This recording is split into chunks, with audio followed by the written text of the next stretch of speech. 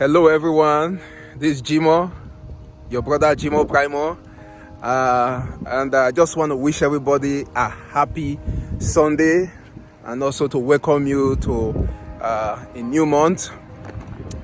So I want to use this opportunity to comment concerning what has been going on. A group of politicians that have been calling us names.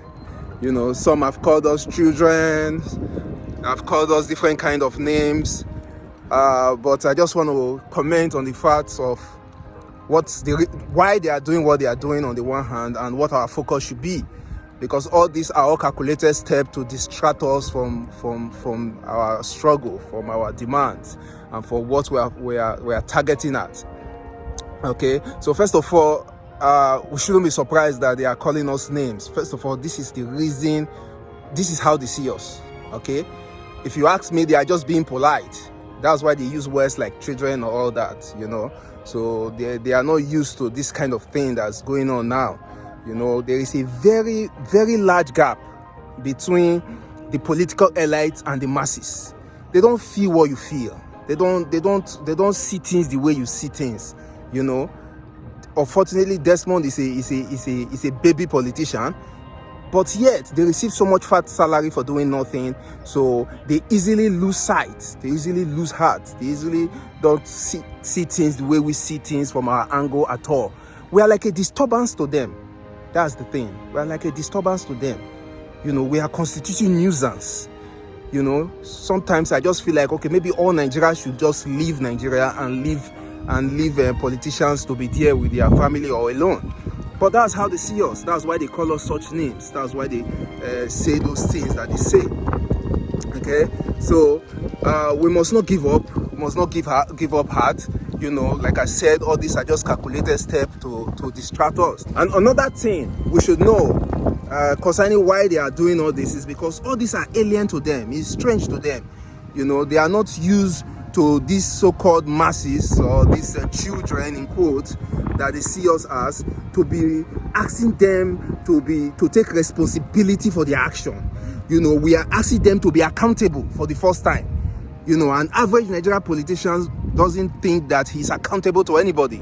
They can sign what they want to sign. They can sign whatever allowance they like for themselves, and nobody questions them. Nobody asks them.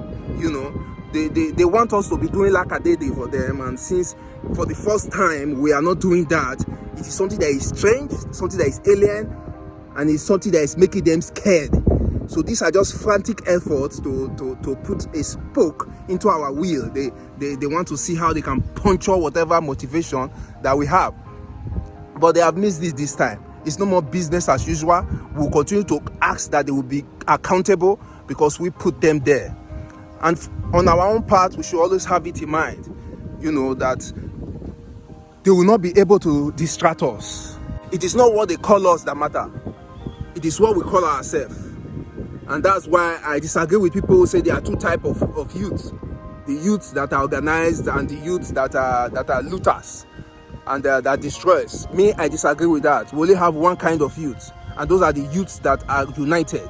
The youths that came together, that are organized, and that had one voice for the first time to put a demand on the system. That's the youth.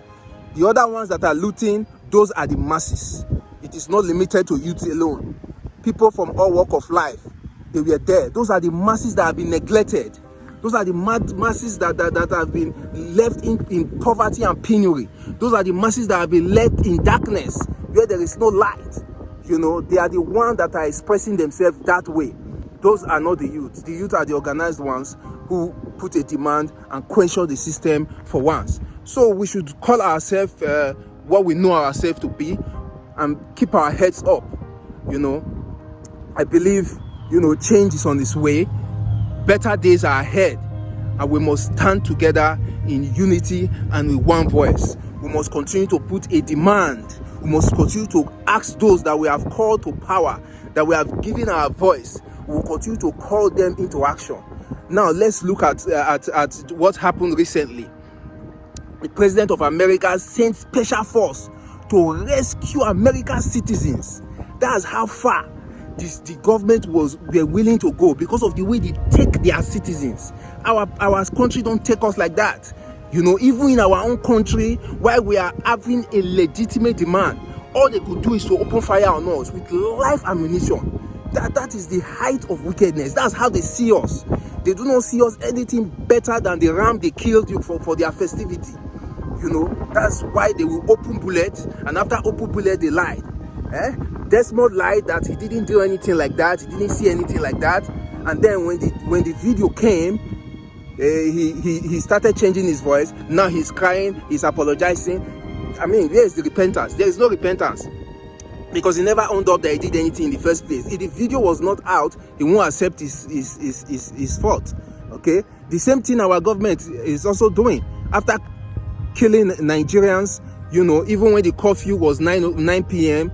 and by 7 they have already killed. They said they didn't give the governor said he didn't give any order.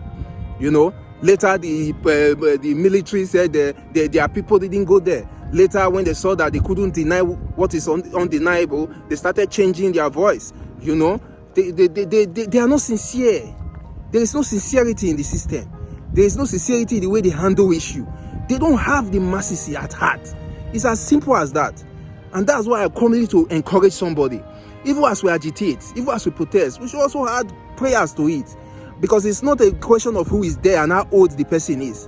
It's a question of the heart of love.